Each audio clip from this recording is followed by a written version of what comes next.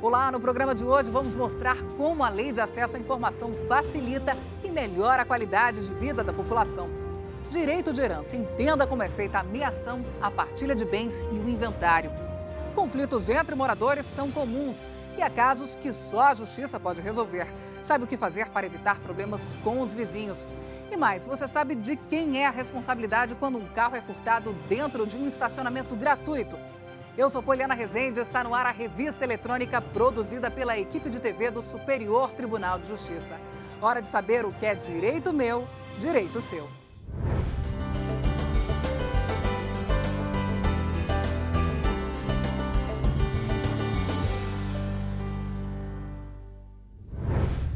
Você sabia que com a Lei de Acesso à Informação, o cidadão tem o direito de saber, por exemplo, o horário de trabalho dos médicos em um posto de saúde ou de um hospital público?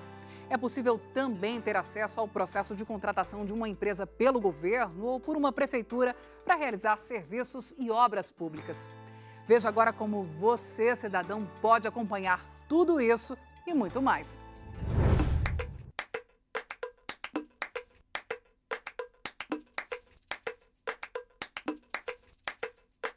Por que desse interesse em saber o que é feito no executivo, no legislativo, também no judiciário?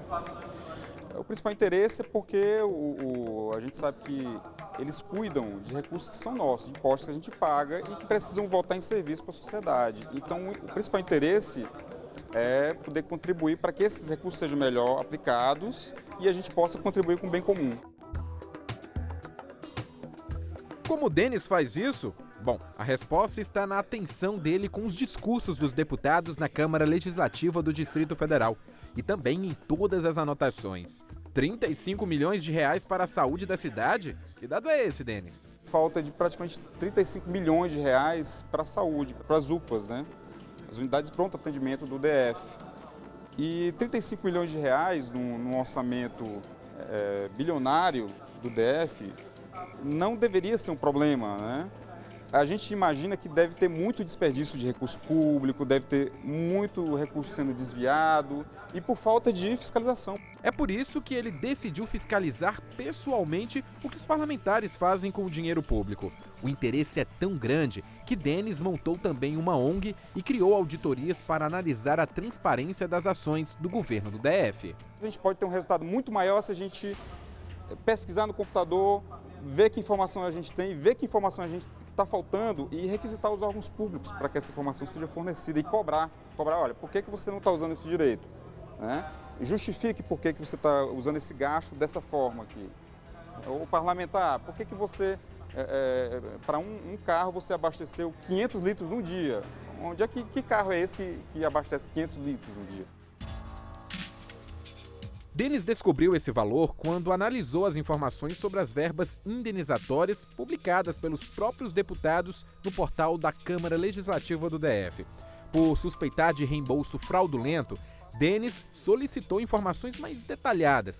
Pediu aos parlamentares as notas fiscais dos abastecimentos dos carros oficiais. Um parlamentar, ele esclareceu que, na informação que ele prestou, que o gasto ele fez um lote de abastecimento, né? Ele abasteceu vários veículos e pagou uma nota fiscal só. Então pronto, ficou esclarecido. O pedido de acesso à informação do Denis foi possível por causa da Lei de Acesso à Informação, que trouxe uma série de determinações para aumentar a transparência na administração pública. Um dos objetos da lei é esse, é você se antecipar ao fato. Por isso que a lei trata dessa questão do uso da rede mundial de computadores. Por exemplo, uma licitação, ao invés de a gente julgar se o ato foi errado, se ela é publicada em tempo real, no seu início, no seu start, então, por exemplo, se alguém encontra alguma coisa errada, você pode exatamente inibir que essa coisa logre êxito. Agora o cidadão ele tem acesso a qualquer informação do governo, né, que não for protegida sob sigilo legal, e ela pode induzir a participação e o controle social.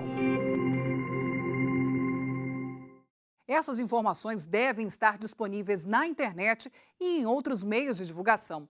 No portal da Transparência é possível acessar o salário de servidores públicos, parlamentares, ministros e até o da Presidente da República. No site de órgãos públicos é possível ainda acessar gastos como o aluguel de imóveis, hospedagens e passagens aéreas de servidores e autoridades. Os órgãos públicos também devem oferecer uma sala com o serviço de informação ao cidadão, que pode solicitar pessoalmente cópias de documentos sem se justificar. A resposta, por lei, deverá sair em até 30 dias. No Superior Tribunal de Justiça, desde 2004, a Ouvidoria da Corte recebe sugestões, reclamações e elogios. Mas em 2011, quando a Lei de Acesso à Informação foi aprovada, a equipe passou a responder solicitações de informações mais detalhadas sobre os gastos do tribunal e detalhes de processos. No site do STJ, para fazer o pedido, é preciso clicar em Acesso à Informação, depois em Serviço de Informação ao Cidadão e no link Cadastre-se. É que a Thaísa precisa de alguns dados do solicitante para responder. Ele vai registrar o nome, uma senha para poder preencher o formulário e fazer um novo pedido. Ele vai entrar no sistema e formular o pedido, né? Assim também ele consegue acompanhar o pedido. Então, é importante que ele registre também um endereço eletrônico válido para que a gente possa fornecer a resposta. Vale lembrar que quando o órgão público se nega a repassar a informação e responde isso ao cidadão, o pedido entra para o balanço das solicitações respondidas. Nesse caso, a pessoa pode entrar com um recurso e procurar a autoridade máxima do órgão para o qual enviou o pedido. O descumprimento da lei caracteriza ato de improbidade administrativa e o cidadão pode usar esta resposta negativa para acionar o Ministério Público ou entrar com uma ação na Justiça. Se um cidadão recorre a um órgão e ele sente que esse órgão tem um nível, eu diria, de retardo na informação ou até de empecilhos na informação, esse cidadão também pode procurar qualquer instância para fazer uma reclamação como ele faria de qualquer outra maneira. Está na lei que as informações precisam ser prestadas de forma clara, o mais clara possível ao cidadão, né?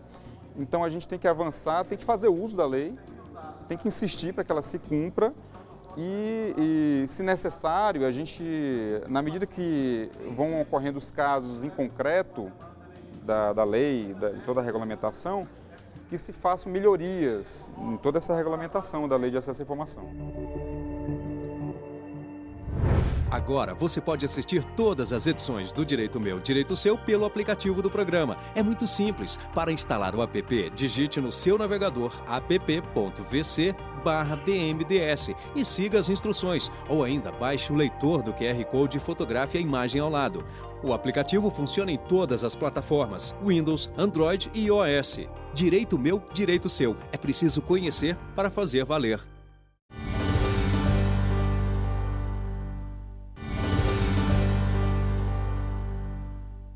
O direito de herança é garantido pela Constituição e também pelo Código Civil.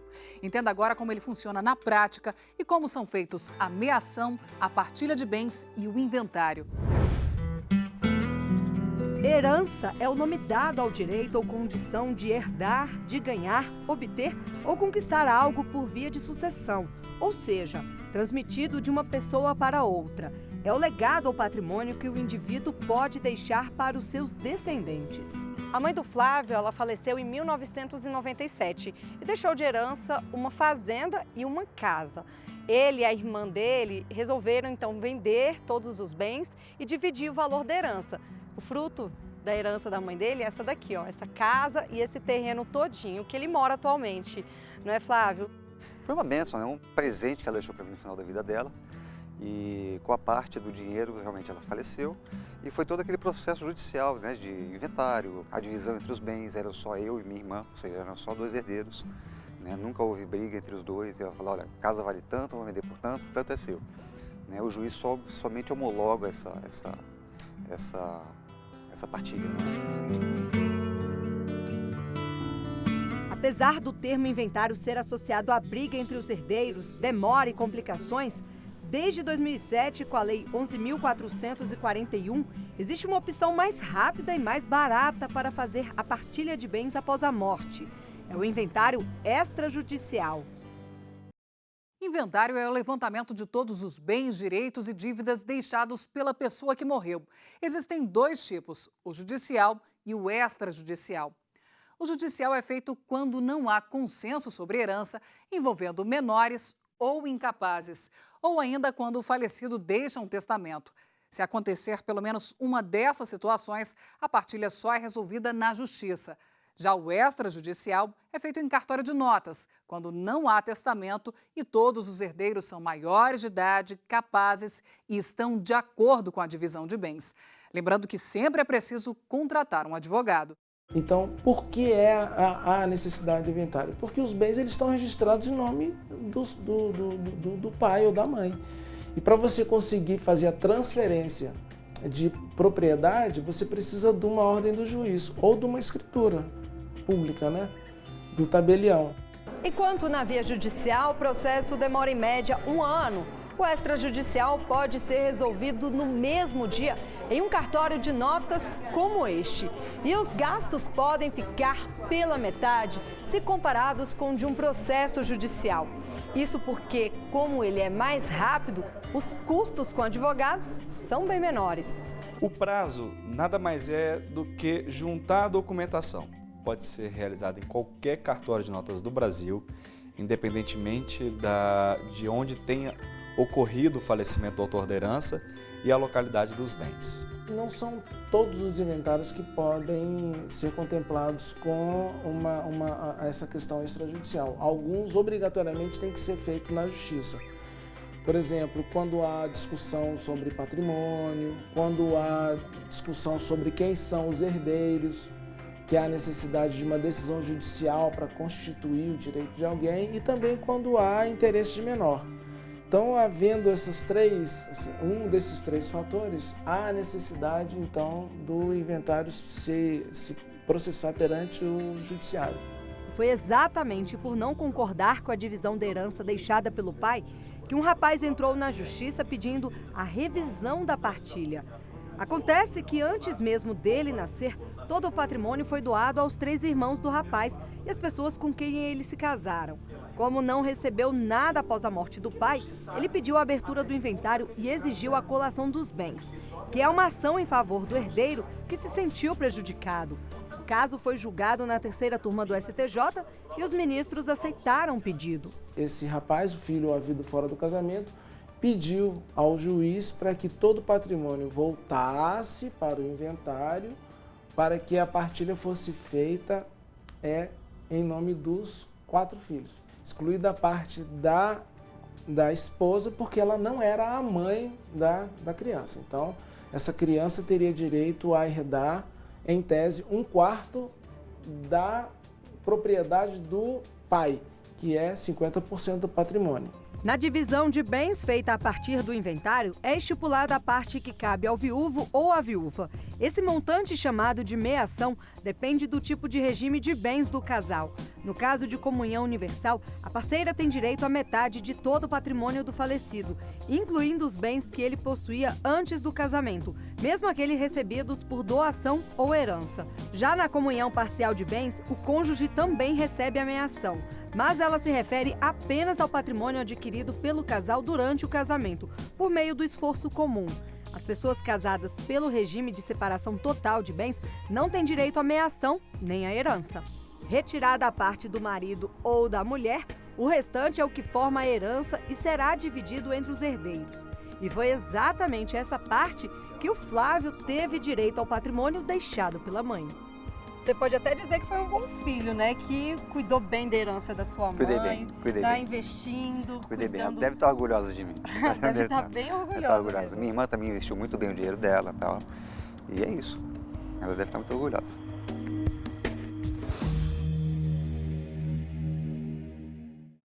Com o aumento do número de condomínios, cresceram também os conflitos entre os moradores. Infiltrações, vaga na garagem, barulho fora de hora, animais de estimação. São reclamações que costumam tirar o sono de muita gente. Veja o que fazer nessa hora.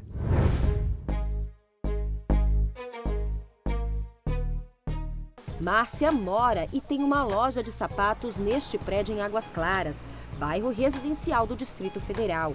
Ela diz que o convívio com os outros moradores é bom, mas reclama de alguns probleminhas. Barulho de madrugada, de manhã o xixi dos cachorros no corredor, lixo, né? Que jogam, esquecem lixo. Vaga de garagem. A comerciante diz que tenta resolver tudo de forma pacífica e recorrer à síndica nunca é a primeira opção. Eu também não quero ser aquela vizinha chata, né? Que reclama toda hora de um barulhinho. É só quando me acordam, né? Eu acordo muito brava. Agora de madrugada, quando tem aquele barulhão, né? A rapaziada chegando, arrastando móveis, eu dou uma cutucadinha, né? Eu pego e dou uma cutucadinha no teto. Águida é a síndica do condomínio onde Márcia mora. Ela explica que o prédio foi construído com salas e lojas comerciais, mas com o tempo isso mudou. Hoje o prédio tem 249 residências e 157 lojas.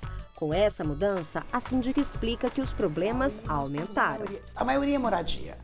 Nós temos poucas unidades hoje lá em cima que são usadas para escritório, né? Mas o restante tudo é moradia. E isso gera um certo conflito enorme. Lojista é um problema sério. O lojista ele se sente aqui no direito porque ele é lojista e o prédio é comercial. Então ele acha que ele pode 10, 11 horas da noite furar uma parede que não está incomodando ninguém.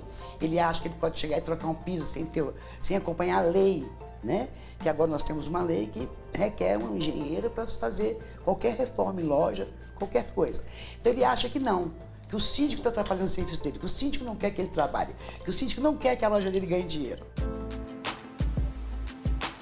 Quando o assunto é o convívio em condomínios, algumas situações que muitas vezes parecem comuns podem se tornar um grande problema e ameaçar a boa convivência.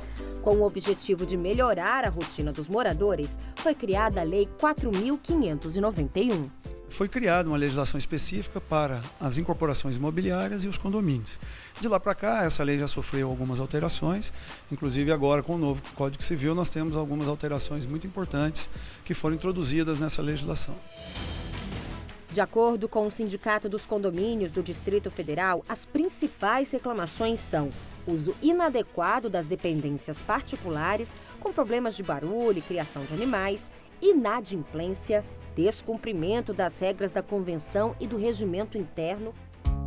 Mas resolver os problemas relacionados a esses temas pode não ser tão simples. Apesar de a legislação que rege os condomínios ser extensa, até 2002 apenas a Lei 4.591 de 1964 determinava as normas para a relação dentro de um mesmo condomínio.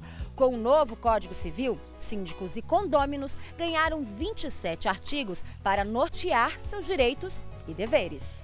As principais mudanças, as questões principalmente dos deveres, das obrigações que os condôminos passam a ter, elas foram amplamente detalhadas, né? Nós tivemos também a questão financeira, tivemos a redução do percentual de multa que era aplicado para o inadimplente. Até mesmo essa lei, muitas das vezes, passa por ser despercebido, talvez eles não tenham conhecimento dessa lei. Tá? Nós temos a obrigação de passar para eles, eles têm a obrigação de cumprir as leis. O advogado explica que as regras são gerais e que cada condomínio tem sua convenção, que deve ser respeitada por todos os moradores. Cada condomínio possui uma convenção registrada no cartório de registro de imóveis, onde define qual é a finalidade desse condomínio. Ele tem uma finalidade residencial, ele tem uma finalidade comercial, ele tem uma finalidade mista, residencial e comercial ao mesmo tempo. Então, essas definições traz exatamente, né, à luz da interpretação do que pode ser ou não feito naquele condomínio.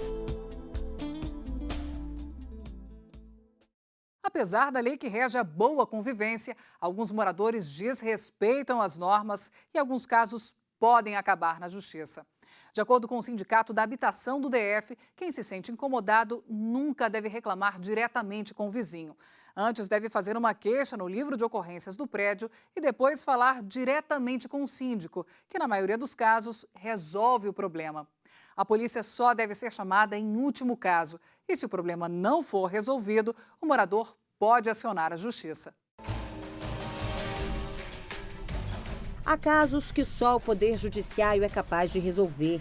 O Superior Tribunal de Justiça vem julgando vários processos envolvendo condomínios residenciais. 2 moradores de um edifício no Rio de Janeiro queriam anular a convenção do condomínio. Eles contestaram o uso exclusivo e individual de áreas comuns. No caso, depósitos construídos na garagem. Com base na Lei 4.591, o STJ entendeu que é possível a utilização de pátios comuns do condomínio, desde que aprovada em assembleia, como determina o artigo 3º. Para Márcia, com as normas e o respeito entre moradores, é mais fácil ter uma convivência saudável e com menos problemas. E aí todo mundo se respeitando e respeitando as normas do edifício, tudo acaba bem. Aí viveram felizes para sempre.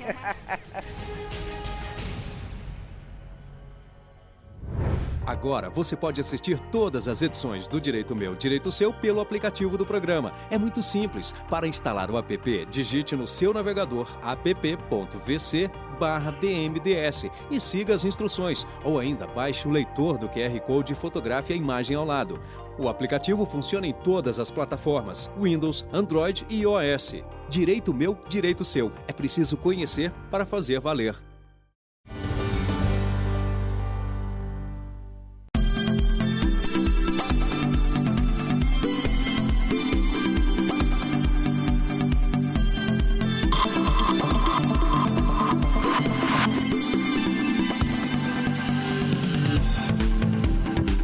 Na internet você pode acessar sites, compartilhar informações, curtir e comentar.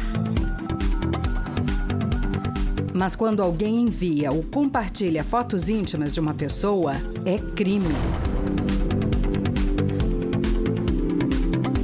O crime é no mundo virtual, mas a vítima é real. Superior Tribunal de Justiça, o Tribunal da Cidadania.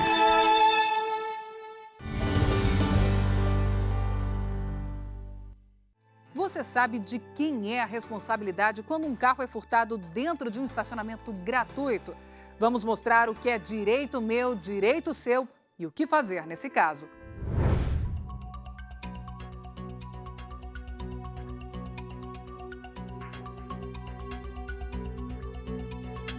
A ação dos bandidos é cada vez mais rápida. Em poucos minutos, eles conseguem abrir e roubar tudo o que tem dentro do carro. Isso quando não levam o próprio veículo. Som, estepe, rodas, objetos pessoais. Tudo vira alvo para os criminosos. E esta imagem mostra que eles estão cada vez mais ousados. Repare, praticamente toda a frente do veículo foi levada. A bateria, o para-choque, os faróis e até o capô do carro foram arrancados.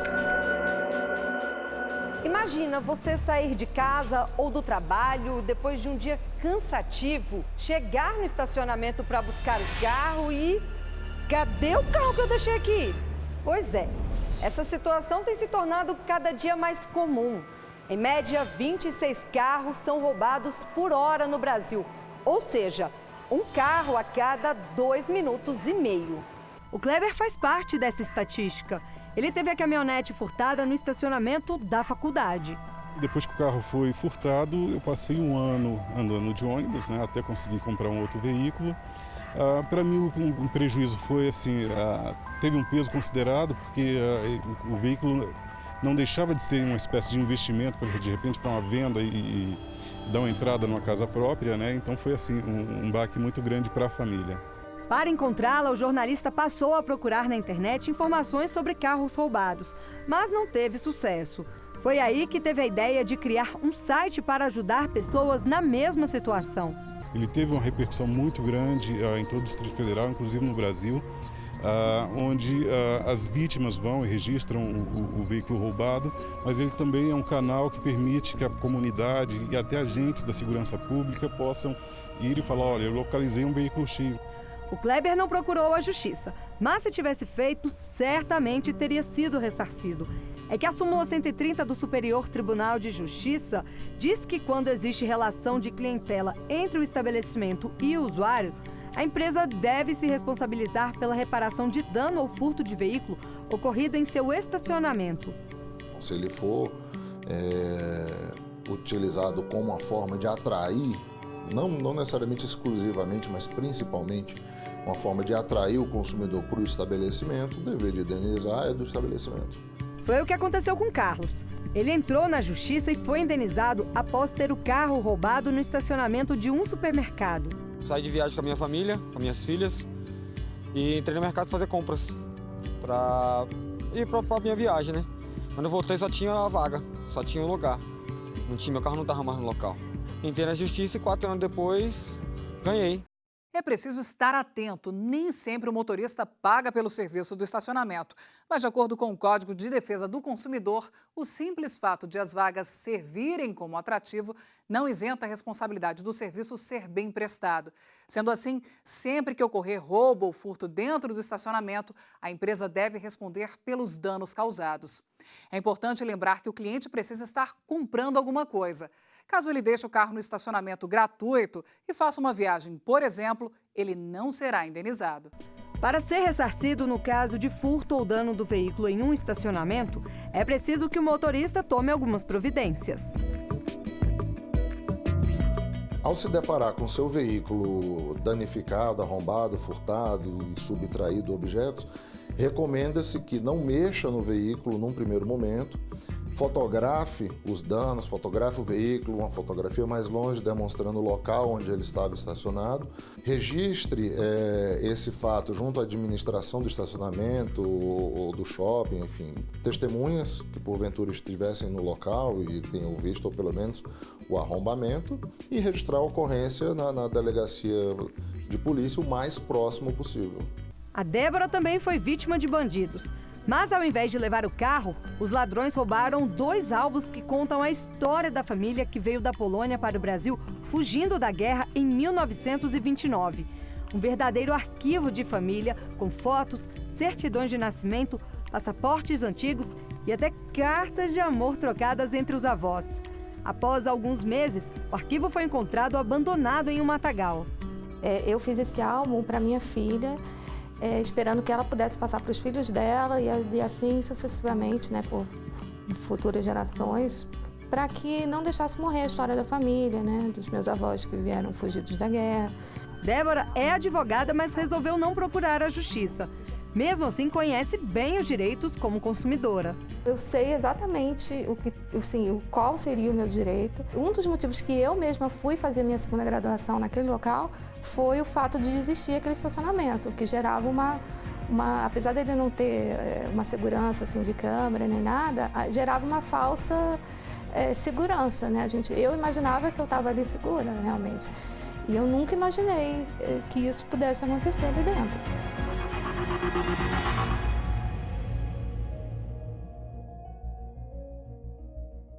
Direito meu, direito seu, você precisa conhecer para fazer valer. A sua revista eletrônica produzida pela equipe de TV do Superior Tribunal de Justiça termina aqui. Se você tem alguma sugestão, entre em contato com a gente. Obrigada pela companhia e até semana que vem. Tchau!